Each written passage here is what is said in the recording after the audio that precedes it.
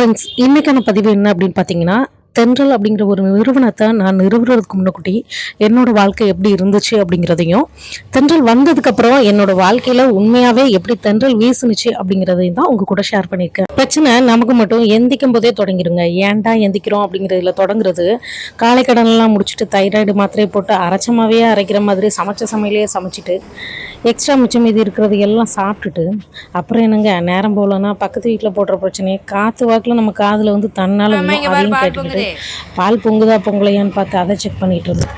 நேரம் போக மாட்டேங்கன்னு சொல்லி ஃபோனை நோண்டி தலைவலி வந்தது தான் மிச்சம். அதுபோக மீதி இருக்கிற நேரத்தையும் தூக்கத்தில் கழிச்சிட்டு இப்படியே போயிட்டு இருந்த நம்ம வாழ்க்கையில் டர்னிங் பாயிண்ட்டாக வந்தது தான் நம்ம தென்றல்.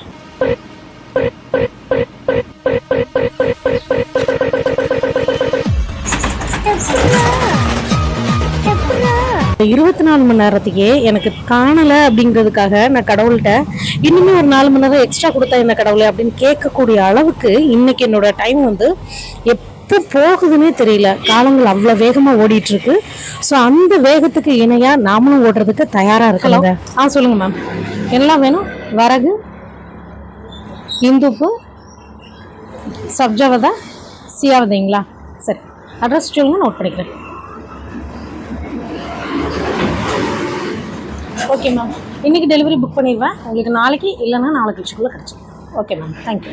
கடவுள் பில்கேட்ஸாக இருக்கட்டும், இல்லை பிளாட்ஃபாரத்தில் கடை போட்டிருக்கவங்களா இருக்கட்டும், யாருக்குமே பாரபட்சம் இல்லாமல் 24 மணி நேரங்கிறத சரிசமமாக தான் கொடுத்துருக்காங்க.